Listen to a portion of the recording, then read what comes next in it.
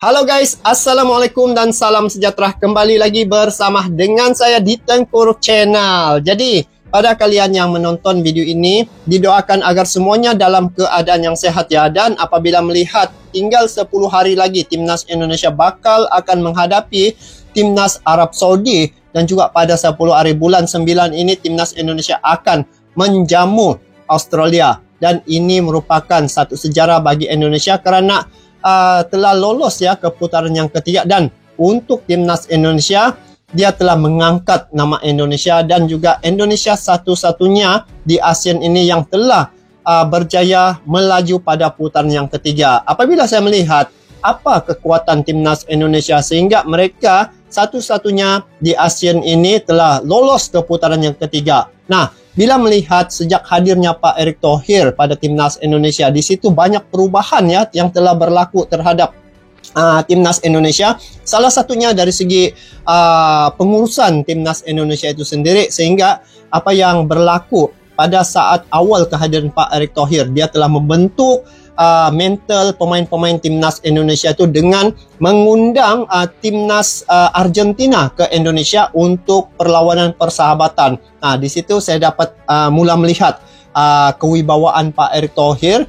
Dia menggunakan strategi yang cukup mahir ya, bagaimana mengasah mental para pemain. Dia undangnya yang nomor 1 ranking peringkat FIFA untuk lawan 134 ranking FIFA. Bayangkan sangat jauh, tetapi ini merupakan satu strategi dan juga pengalaman yang mungkin tidak semua tim bisa untuk lakukan hal seumpama apa yang telah dilakukan oleh Pak Erick Thohir. Dan apabila melihat satu-satunya tim yang telah lolos ya di ASEAN ini adalah Indonesia. Jadi ada beberapa hal yang mungkin yang tidak diketahui oleh Malaysia soal gebrakan Indonesia di Eropah. Karena ada berita terbaru ya, yang mana Marcelino bakal akan bermain di Liga Eropah. Sekiranya benar, bermakna ini merupakan satu kekuatan lagi untuk Indonesia bagi memperkuatkan timnas mereka. Jadi melihat apa yang telah dilakukan oleh Pak Erick Thohir, ini merupakan satu kaedah dan juga satu bentuk usaha untuk mengangkat timnas mereka. Kerana apa yang saya lihat ya dan juga ikuti perkembangan timnas Indonesia ini, mereka ingin timnas mereka berada 100 besar di peringkat FIFA. Jadi dalam usaha yang telah dilakukan saat ini, timnas Indonesia telah tampil dengan baik ya, baik dari segi senior maupun junior. Jadi ini satu perubahan yang sangat besar ya terhadap timnas Indonesia. Dan untuk kualifikasi Piala Dunia 2026 ini, ada beberapa kekuatan yang akan wujud pada timnas Indonesia tu. Antaranya apa? Antaranya dengan hadirnya Martin Paes. Yang kedua, dengan hadirnya pelatih striker khusus timnas Indonesia. Dan yang ketiga, dengan penambahan beberapa lagi pemain-pemain keturunan yang akan gabung dengan timnas Indonesia. Jadi, ketiga-tiga faktor ini adalah kunci utama ataupun kunci yang boleh didasari ya, dasar untuk kekuatan timnas Indonesia bagi penampilan mereka pada putaran yang ketiga. Jadi apapun, kita coba saksikan dan semak di sini hal-hal yang gak diketahui Malaysia. Katanya di sini soal gebrakan Indonesia di Eropah pantas masuk Piala Dunia. Apakah itu? Langsung kita saksikan dalam klip video ini. Ini hal-hal yang gak diketahui Malaysia soal gebrakan Indonesia di Eropah pantas masuk Piala Dunia. Jadi kita melihat di sini apa perkara-perkara yang belum kita tahu tentang timnas Indonesia. Baru-baru ini publik Malaysia, pundit hingga media-media Malaysia menilai dengan underestimate atau meremehkan bergabungnya Marcelino Ferdinand ke Oxford United. Mereka menilai jika bergabungnya Marcel ini bukan sepenuhnya akan kemampuan dari Lino, di mana sebaliknya itu tak terlepas dari campur tangan Ketua Umum PSSI Erick Thohir. Tak salah sih, tapi perlu dicatat juga bahwa mereka mungkin tak tahu apa tujuan PSSI sebenarnya dan kenapa Marcelino yang masuk bukan pemain lain, dan kenapa Oxford juga menerimanya. Marcelino ya? Jadi di video ini kita akan ulas hal yang gak diketahui publik Malaysia soal gebrakan PSSI di kancah internasional. dan gimana perkembangan sepak bola Indonesia di level Eropa. Oh, Marcelino Ferdinand, here we go Oxford United. Boleh aku jujur, Faiz? Silakan. Aku jujur. Reality is there was some cable involved there. Ordal. Even in Belgium, I mean, dia tak adalah. Dia main tapi dia tak adalah level yang standout performer terlalu Week in, week out. week in, week out. Tak ada, tak pernah sampai those levels kan. Bila aku nampak berita ni, first thing yang aku buat, aku pergi check siapa pemilik Oxford United. So sejurus lepas tu aku faham lah, kerana aku sedar bahawa ada juga ordal. Seperti video yang baru kalian lihat, jadi ceritanya begini. Baru-baru ini wonderkid timnas Indonesia yang baru berusia 19 tahun, Marcelino Ferdinand, mencuri perhatian saat menerima kontak dari tim Oxford United selama 2 musim. Oxford United. Jadi, bergabungnya Marcelino Ferdinand ke Oxford United yang saat ini bermain di divisi Championship atau tier 2-nya Liga Inggris itu tak hanya jadi perbincangan di media-media Indonesia dan Inggris saja, tapi juga jadi sorotan utama dari media tetangga yang juga merupakan rival kita di ASEAN, seperti dari media Malaysia dan juga Vietnam. Tentu nggak semua menyambut bergabungnya salah satu talenta terbaik ASEAN seperti Marcelino dengan baik. Ketika kritikan dan sindiran bahkan masih muda lagi guys. Kala media-media di Malaysia menilai jika Marcelino bisa masuk ke skuad Oxford atas bantuan orang dalam. Terlebih, jika mengingat sosok pemilik dari tim Oxford United adalah orang Indonesia, dengan salah satu pemegang sahamnya adalah Ketua Umum PSSI, Erick Thohir. Oh, Liga Inggris ya. Tapi tidak ada salah pun kan kalau dia pun masuk sana. Itu lagi bagus untuk cari pengalaman. Wow, Liga Inggris Marcelino ya. Tapi tunggu, terlepas dari memang Erick Thohir membantu Lino mendapatkan klub, Oxford sendiri juga punya standar kan, yang membuat Lino bisa masuk ke skuad tim Garuda. Dan inilah yang gak diketahui media-media Malaysia secara mendalam. Bukan cuma Lino, Erick Thohir memantau semua pemain timnas. Betul lah. Jadi, bantuan yang diberikan kepada Lino untuk mendapatkan klub sebenarnya bukanlah hal yang berlebihan. Justru sebaliknya, Federasi Sepak Bola Malaysia atau FAM lah yang harus mengikutinya. Pasalnya, apa yang dilakukan oleh PSSI sejatinya merupakan bentuk bahwa federasi benar-benar peduli dengan perkembangan para pemainnya, sehingga terus memantau para pemain timnas yang berkarir di Eropa. Hal itulah yang baru-baru ini disampaikan Ketua Umum PSSI Erick Thohir saat menyebut jika mereka memang berjuang untuk memberikan hadiah pada para pemain timnas untuk berkompetisi di level yang ketat. Namun tentu, semua akan tergantung pada pemain soal sukses atau tidaknya sang pemain di level klubnya masing-masing. Ya, alhamdulillah ketika saya diskusi juga dengan sesama pemilik klub yang dari Indonesia, seperti Pak Sihar, mengambil langkah positif membawa Ragnar ke divisi 1 Liga Belgia. Di sana juga ada Sandy Walsh sama Sean Patinama, artinya kan bagus. Lalu kita juga pantau bagaimana Justin Hafner dengan Nathan. Nathan kemarin main, Justin kita tunggu. Lalu kita pantau lagi Ivar, Rafael seperti apa. Ya sama, Marcelino ya dari perspektif yang disampaikan oleh Oxford United, karena usianya baru 19 tahun dan sudah main 26 kali tim nasional, secara kategori dia bisa dipertimbangkan. Nah, sudah 26 kali main. Marcelino bisa membuktikan dia bisa bersaing dengan banyak pemain muda yang ada di Oxford United. Ya, nah itu bagaimana dia harus.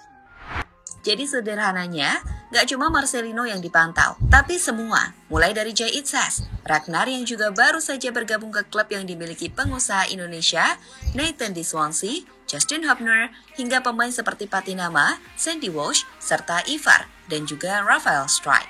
Ini adalah bentuk kepedulian dari federasi terhadap performa para pemain timnas di kompetisi internasional bersama klubnya masing-masing. Saya melihat ya berkaitan dengan Marcelino dan juga pemain-pemain timnas Indonesia, dan kalaupun dikatakan hal-hal yang nggak diketahui Malaysia ini soal gebrakan Indonesia di Eropa nih, Dan bila melihat bagaimana manajemen Pak Erick Thohir, dia ni adalah seorang yang sangat transparan ya.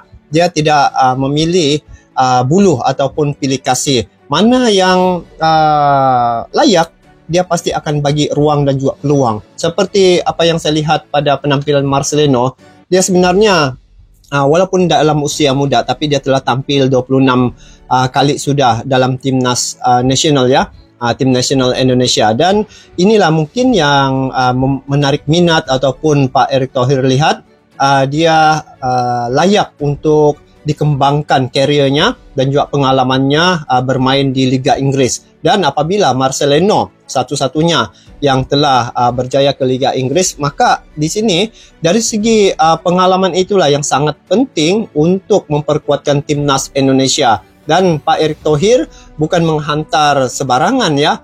Dia pasti ada misi dan visi yang dia mahu. Kenapa dia hantar Marcelino ataupun kenapa Marcelino satu-satunya yang terpilih ke Liga Inggris ini. Dan melihat bagaimana penampilan timnas Indonesia sejak Pak Erick Thohir ini memang sangat cantik ya, tersusun rapi dari segi di mana label mereka, disitulah ditempatkan. Karena apabila melihat usaha Indonesia untuk memperkuatkan tim mereka, kehadiran Martin Paes untuk putaran yang ketiga ini juga satu usaha yang telah dilakukan oleh Pak Erick Thohir, ketum ya, dan juga Federasi Sepak Bola di Indonesia itu berusaha keras untuk mendapatkan ataupun agar Martin Paes bisa untuk tampil pada putaran yang ketiga ini. Sungguh pun mungkin pada putaran yang laga yang pertama itu Martin Paes tidak bisa tampil, tapi pada laga kedua pada putaran yang ketiga saya rasa Martin Paes bisa untuk tampil. Dan melihat apa yang telah dilakukan oleh Indonesia, seperti mana yang dikatakan oleh media Malaysia, bermakna di sini perkembangan timnas Indonesia diikuti ya, diikuti bagaimana perkembangannya. Dan bagi saya ini satu perkara yang positif kerana apabila melihat dan juga mengikuti perkembangan timnas Indonesia, mereka telah membuktikan hasilnya bagaimana hari ini. Dan semoga dengan mengikuti perkembangan timnas Indonesia ini dapat memberi inspirasi, dapat memberi contoh tauladan kepada tim-tim yang ada di ASEAN ini. Dan inilah satu perkara yang ada keuntungannya. Apabila Pak Erick Thohir ini telah menjadi ketua umum, dia telah merubah ya pemikiran tim-tim yang ada di ASEAN ini. Bayangkan saja, satu-satunya yang telah sukses pada putaran yang ketiga adalah Indonesia. Bagaimana Pak Erick Thohir dia punya strategi tu membentuk pasukan yang kira kuat dan juga permainan mereka sangat baik ya pada penampilan dan sepanjang laga yang mereka tempuhi itu Indonesia sangat menonjol ya penampilan mereka, dan antara tim yang sangat kompetitif pada laga-laga sepanjang kualifikasi Piala Dunia 2026 ini.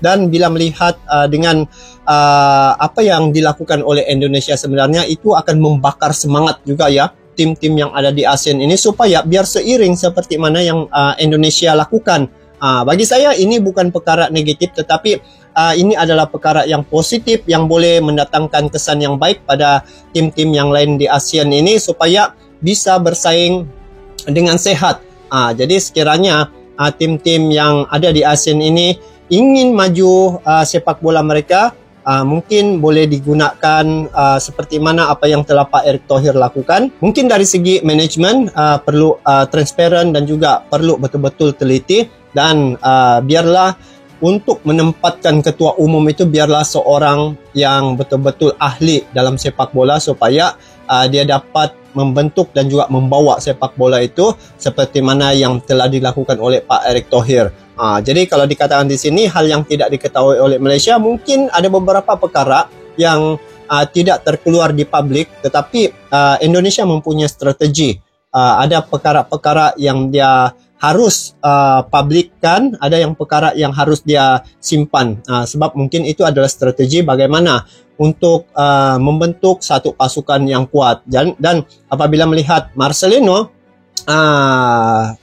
dihantar ke Liga Inggris. Jadi bermakna dari segi pengalaman untuk Marcelino akan lagi bertambah luas, dan sekiranya bermain dalam tim nasional pasti akan ada satu kekuatan lagi untuk timnas Indonesia. Inilah cara untuk memperkuatkan dan juga mengembangkan sepak bola itu, seperti mana apa yang telah dilakukan oleh Pak Erick Thohir. Jadi guys, apapun Indonesia sudah melangkah pada putaran yang ketiga, mungkin berbaki 10 hari lagi dari sekarang, dan inilah usaha Indonesia yang saya tengok yang harus juga dicontohi, bagaimana cara Pak Erick Thohir menyusun ataupun mengurus sepak bola di Indonesia tuh.